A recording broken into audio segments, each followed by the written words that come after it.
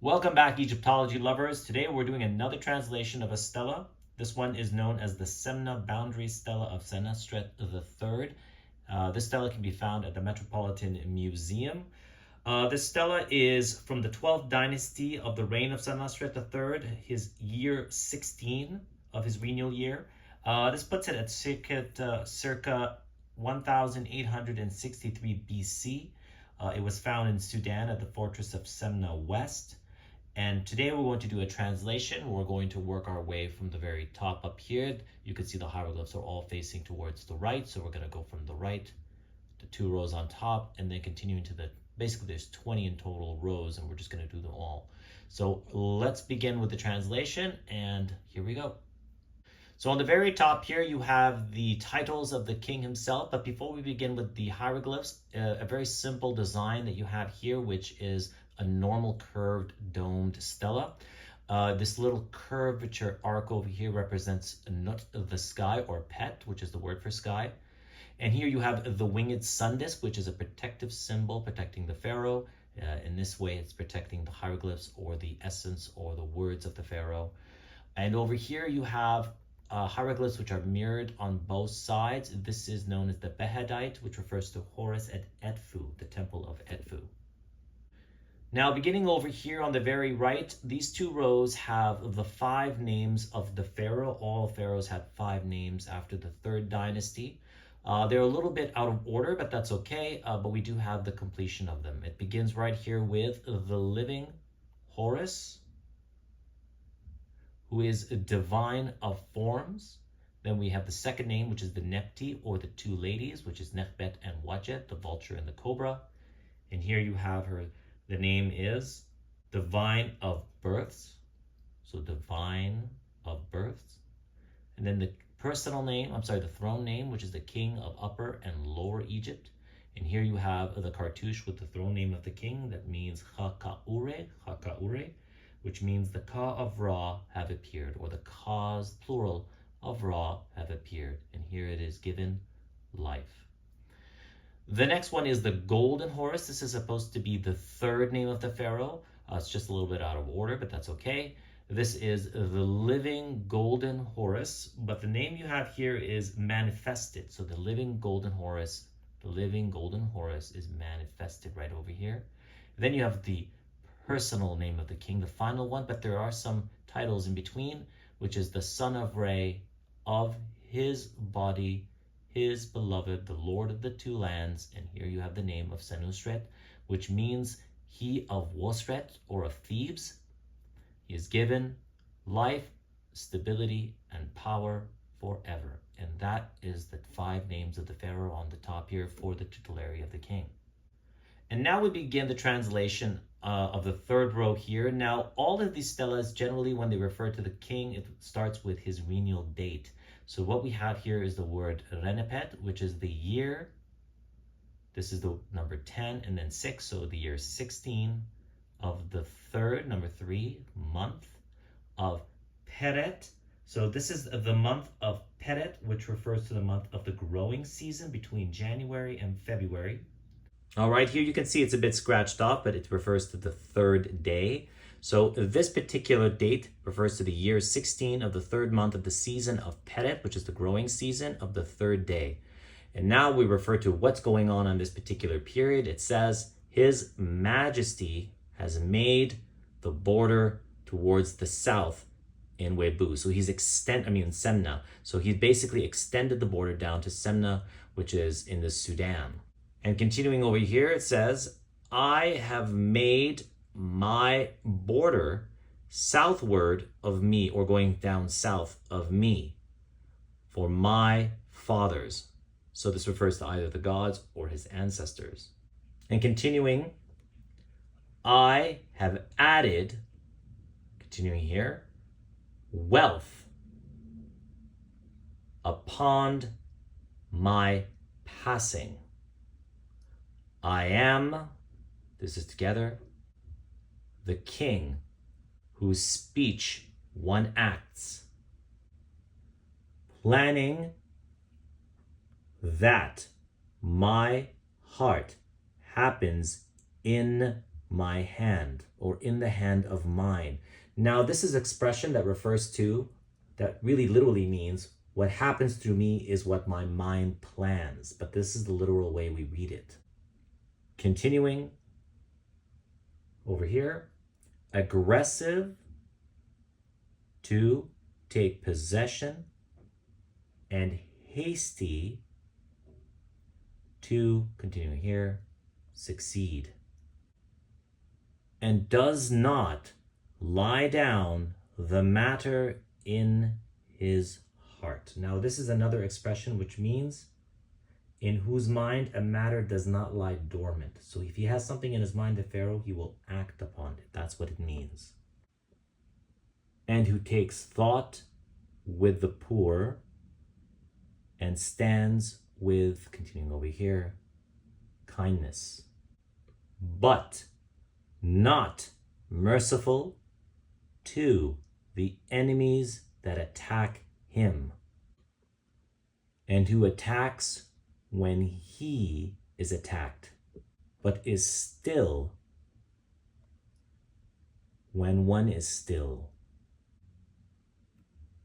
and who answers a matter, likewise being in kind.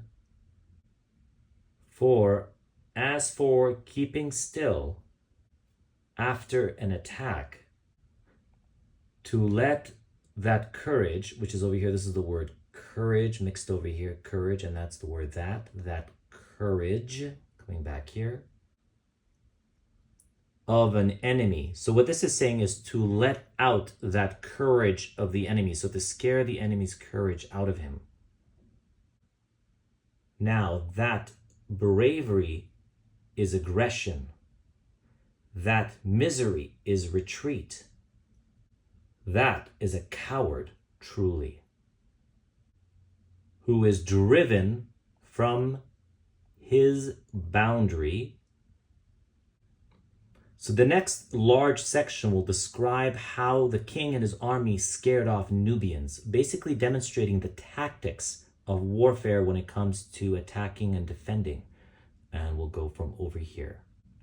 Since that Nubian to fall at a word by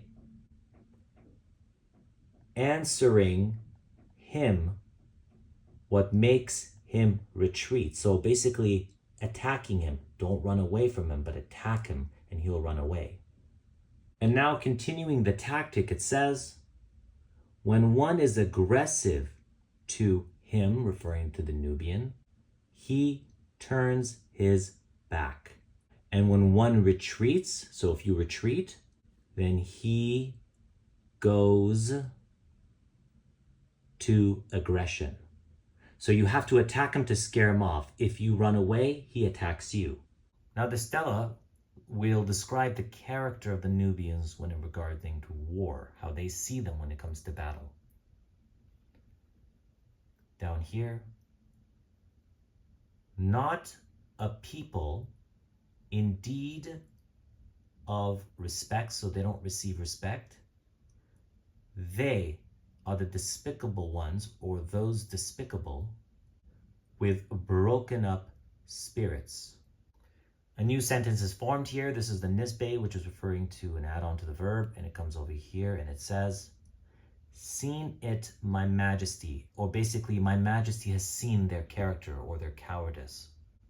This section here is broken, but this is the negative, the word not, and it's the same word right over here. So this is not an exaggeration. I have plundered their women, and I have carried off, which will continue down here, their relatives. So their relatives. Gone forth against their wells, basically poisoning their wells.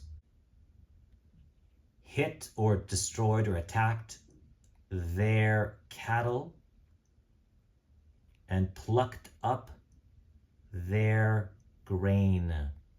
So they destroyed their wells, destroyed their cattle, and destroyed their crops. And to complete the destruction of the crops, here he says, and I have set fire to it. So basically scorching the land where the grain is grown. The next sentence will refer to swearing or making a vow of truth, the way we say, oh, I swear by God or on my mother's head. Here it says, living for me, my divine father, which really translates as my divine father lives for me. So he's basically swearing by it. So once he has made his vow of what he will be proclaiming as truth, he says, I have spoken in truth and not speech of in it, which was of boasting, which came forth from my mouth. So he did not boast, he spoke the truth and did not exaggerate, and it came from his mouth. Continuing, he will make some declarations. He says, as for either any son of mine, he who makes secure. Now, this boundary, so basically he's saying any one of his sons who makes secure this boundary, which was made by this majesty, or the king himself.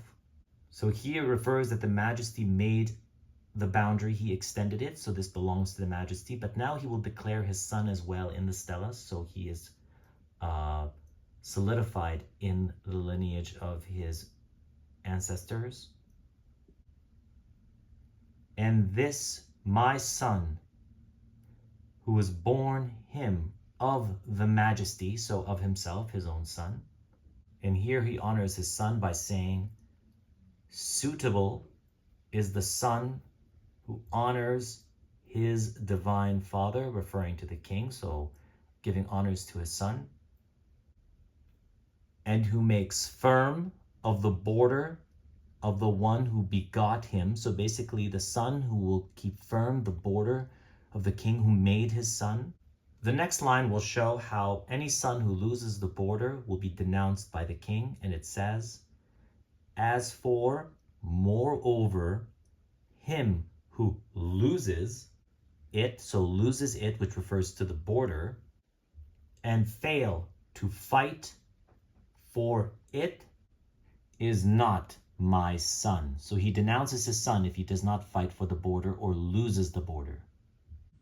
And indeed, not born him indeed of me. So he is denouncing that his son would be born of him officially if he loses the border and doesn't fight for it.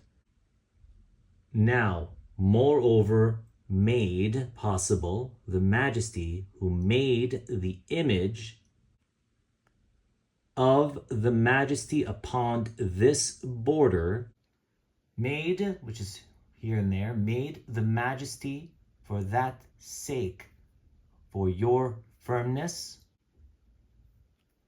on it, and for that sake, for you to fight for it. And that is the completion of the stela, the translation of Senusret III from Semna at the boundary of Nubia. So to paraphrase the entire text, the king basically is describing his conquest of the border town of Semna near the Nubian border, and he describes how his tactics in defeating the Nubian army, showing how it is that they can easily be defeated with his power and prowess in battle and strategy. And this gives us a bit of insight into how they fought those wars in a very simplified way, really. We don't get much detail, but we do get an idea and a glimpse of how warfare was slightly fought. So I hope you've enjoyed this stela, which you could find at the Metropolitan Museum in New York. It's a wonderful stela from Senusret III, a very famous and popular pharaoh. And thank you for watching, and thank you for enjoying. If you like more, please comment and like, and just let me know if there are any stelas that you would like to listen to as well for me to translate and break down. Good luck with your journey in hieroglyphs for those who are pursuing it, and thank you again for following. Take care.